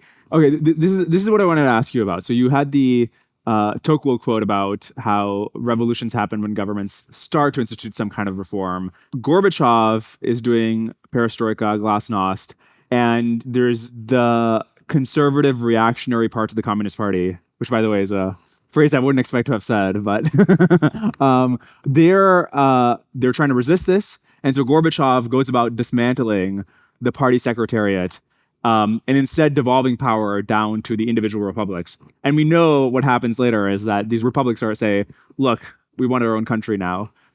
But this raises the question of, okay, if you do inherit a brutal regime and now you say, I want to do reforms, and you know this dynamic that de Tocqueville pointed out, which is as soon as you start reforms, actually what tends to happen is that you lose power, not that people consolidated under you. What actually should you do, right? Because you're like, I want to improve people's lives, but as soon as you try to do that, the whole thing's going to fall apart. This is so far above my pay grade. I mean, I'm a professor. I have trouble justifying a B+ on a paper. And so, I'm a believer in gradual reforms, do it incrementally. For the Soviet Union, it would be gradual legal reforms, work it through their Duma slowly, and do it that way. But seek out help from the European Union that has many, many experts that would be overjoyed if Putin and friends would cease doing their number on Ukraine. And now the problem is you're going to get into reparations for what the horrors they've inflicted. So that ship has sailed, sadly, for this generation. There's no nice ending for Russians. It's too late. But you can look at Europe itself is improving its institutions, and Ukraine's improving its institutions. If you think about what forces you to change, isn't the existential threat on Ukraine, if they survive all this is forcing them really to clean up their institutions. So it's happening rapidly there, but we don't know the end of that story, how it ends. I do think there's an interesting lesson here of whenever we look at a country from the outside, we have this thing of like, well, just reform everything and just fix your economy. And whenever we understand the system better, for example, in the United States, healthcare is 20% of GDP. And this idea that Trump or Obama or Biden, whoever could just come in and be like, well, I'll just fix healthcare. We recognize that this is a wildly implausible thing to happen. But then we have this expectation that in Russia, Gorbachev or Yeltsin could have just been like, this is 100% of my economy is messed up, and I'm just going to fix it. American hubris. In action, think about our country. We have one of the most crazy tax codes on the planet, and neither party can touch it. Right. Because you touch any part of it, someone negotiated that wording exactly. And yet, think of how much of our economy is taken up by the overhead of all the tax accountants, all the misdirected cash in order to take advantage of something that's simply an invention of the tax system. There was years ago when there was talk of doing a flat tax. Wouldn't that be much more efficient? And you can imagine what accountants thought about that one. And that idea has totally died. Talk about inefficiency. And then we realize we have budgetary problems in this country. And this would seem to be something that ought to be on people's radar as clean up tax code. But isn't it precisely that many people don't want the radar on the tax code? And that's why we're wondering who can get in and out of girls' or boys' bathrooms, right? Instead of looking at the tax code, which would be the real thing. I think there should be big deductions for podcasts. It should count as research and development. Well, Darkesh, you're almost at that stage. You need to add a lobbyist in D.C. We'll work on it. So there's a very interesting book about North Korea. I forget the title, where the author is pointing out that North Korea could not do, you could not even start doing reforms today, because as soon as there was some sort of information that from the outside world that North Koreans could see, which would be part of any reform, they would immediately realize that everything the government has told them is false, that South Korea is enormously wealthier, they have this terrible standard of living. And obviously, this is the same experience that Eastern Europeans had. We're literally, in many cases, a country that is, this is the exact same country. It was just bisected in half, and the other half is living so much richer. And in those situations, I guess this goes back to the question of, well, can you, today in North Korea, how would it even kick off if Kim Jong-un just had a change of heart or if somebody else came into power? They're just probably trapped in this to the extent that they want to keep power. There's nothing. He's trapped because he's a dead boy if he tries to go on retirement. What is it in Asia? There's I don't know exactly all of the parts of Asia where this applies to. So it's some parts. There's a thought that things last for 3 generations and then it's over. So he's the 3rd generation. And whether this is true or not doesn't matter. If you believe it's true, it will become a self-fulfilling prophecy. So I'll be interested. Well, I won't probably live to see it. You in the room will, of what happens to the Kim family, whether it makes it to generation 4 or not. But by their own belief system, in theory, they shouldn't. So who knows? One more question about oil. Yeah. Based on my big expertise on oil. 0. Yeah, okay. During this period between 73 and in 85, when they have these huge oil revenues, presumably there was some amount of exuberance, but did the government recognize and realize that, they're super fragile to the price of oil, and if that collapses, then they need some sort of contingency plan, some rainy day fund. Or you must notice that, this is half my budget, and all of my foreign currency is coming from oil, and this is a very volatile commodity. Nobody noticed that? Yeah, well, it's interesting. I was reading this long chronology that it was put together sort of early Putin, so before they really shut down all the information. It was just a chronology of the Cold War, big fat book. And just like someone like me to read a book like that. So I'm going date after date after date after date. And it's written by people who are really angry about how the Cold War turned out.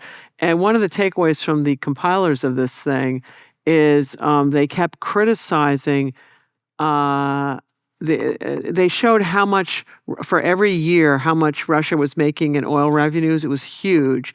But in their analysis, it was, and they saved none of it, right? There was no sense of invested in something. There's something called consumption. There's another thing called investment. Going around and buying a bunch of, I think, Western grain is consumption. There's none of this being put in anything that's going to yield anything. And so that was a big criticism of the authors of this book, is that what the question you're asking is no, they just milked it while they were there. Final question. This is not so much a question as an observation. I don't know if you have a reaction to this. If you just look at Russia's history through the 20th century, Tsarism to communism to collectivization to more than 10% of your population dying from World War II, then back to Stalin, and then more communism, and then the economy collapses again, and then Putin, and then especially if you look at the satellite states, well, they had all of this happen to them and worse, and now they're getting invaded. Whereas you have other countries like, Japan and Germany also had tragic histories, but then they recovered. The tragedy of Russia. Yeah, you're lucky you're not Russia. Yeah, exactly. Yeah, no, it is tragic. Yeah. It is tragic. And it started out as a difficult address in pre-industrial revolution that required certain things to survive. And they were more ruthless than their neighbors. That's how they did survive. I mean, in a previous lecture, I discussed how they wiped out entire princely states and khanates and things, just wipe them out. And then you're using their elites because it's a rough neighborhood. And the problem is if you aren't on the winning side, you're going to be on the losing side, right? But since the Industrial Revolution, where you can do compounded economic growth that comes from commerce and trade and industry and things, so that's the real way to get powerful because you get power becomes a function of your wealth. That involves having legal systems, institutions, stability. And Russia has found it very difficult getting with that program. And it has to do with, I think, this very difficult historical legacy, who rises to power, and also all the missing things. They didn't have the Renaissance, they didn't have the Reformation, these fundamental movements that were very influential in the West. And so there's a lot of negative space of things that didn't happen. There's all the awful stuff that you saw that did happen, but then they're missing things. So it's very difficult. And then people like Putin can set the clock way back because he's killed so many Ukrainians. What he's done will take a generation minimum to get to anywhere where people are going to be thinking about. People will be talking about reparations from Russia for quite a while. And they're poor. They're not going to want to do that. I should have thought to end on a more optimistic note. But... Well, maybe history's ended, okay? Well, you've outlined the ways in which countries can chart a better course for themselves, and that's where the optimism can come from. Well, actually, I've told a story about the last Cold War that stayed cold in the industrialized world, which was a good thing because it would have been nuclear. It was tragic in many other parts of the world, but at least it stayed cold in the industrialized part. And there was a strategy that a very thoughtful generation of people, not just in the United States, but all over the West, that put it together to allow for a non-nuclear landing for the Soviet Union when it fell apart. And I've laid out from this you can derive some of the strategies that worked for ending it that way. And these are the kind of strategies that we're going to have to use in order to navigate the second Cold War. And so the other piece about the Cold War is, okay, the Soviet Union's they're living miserable lives of their own making. But Americans were actually having a good time. They paid taxes. They had to pay for all the nuclear weapons. But as I recall, people are running around at Disneyland. They're doing their European trips. They're buying houses. And so actually, Americans, people in Western Europe, were actually living fulfilling lives while they're waiting out for others to get with the program. And that would be if we're going to make it through this second one, we need to start cooperating with our allies, building institutions, improving laws. Don't just burn down the house. And we will get through this one too, and we will live fulfilling lives while we're waiting out Putin to come up with something different, or Xi Jinping for coming up with something different. But if we blow through our good hand of cards, which involves so you interview all kinds of people at the cutting edge of technology. If we get rid of all of our university funding, so we aren't going to have the intellectual capital on which those businesses are based. If we're going to dump all our allies for unknown reasons and just alienate them so they organize without us. If we're going to just throw away entire institutions without thinking very carefully about what we're doing, It's called We Become a Cooperative Adversary, and we will be the bozo putting a plastic bag on our own head. And I look at the rhymes here. The Soviets had this ancient leadership who just couldn't get their act together, and they're living off of debt instead of thinking creatively. Oh, the rhymes are awful, but we don't have to do it that way. So it is more optimistic, but we need to get our house in order, and that's why I'm doing these lectures. They're lectures in strategy to give you tools on how to come to your own decisions. That's your business, not mine. Okay, that is an excellent note to close on. Sarah, I want to thank you so much for doing this lecture series with us. It has been a true education across these 6, from everything from individual wars to the strategic and tactical decisions, which explain them, to the broader lessons for today's world. I do interview lots of different kinds of people, but from a sort of viewer minute average adjusted basis, I host a Sarah Paine podcast. If you just sort by popular, Sarah Paine comes up a lot. Well, you've got it backwards. I was an unknown academic, and then you cold called me about doing an interview, and I said, sure. And 𝐄𝐏𝐻, as a result of all this, I'm getting emails from all over the place. So let's talk about who's grateful to whom. Anyway, I'm devoted to your generation. And anyway, thank you for having me. Thank you for coming and being such a warm audience. Really appreciated. Hey everybody, I hope you enjoyed that episode. If you did, the most helpful thing you can do is just share it with other people who you think might enjoy it. It's also helpful if you leave a rating or a comment on whatever platform you're listening on. If you're interested in sponsoring the podcast, you can reach out at 𝐓𝐈𝐌𝐄𝐒.com/advertise. Otherwise, I'll see you on the next one.